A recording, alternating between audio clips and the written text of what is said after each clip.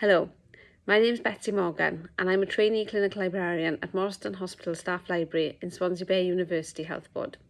I joined the library service in July 2019 as library assistant, and last September I started my library qualification via distance learning from Aberystwyth University.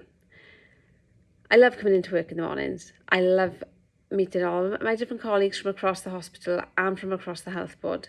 I love the variation in the job role, from helping people with the literature searches to helping people find the right book to helping people with their IT and digital needs. It's really important job working for the NHS, and I think we all come together to create this one great service, and from the health libraries to our estate staff to our doctors and nurses, we're one big team who all pull together and create a service to be proud of.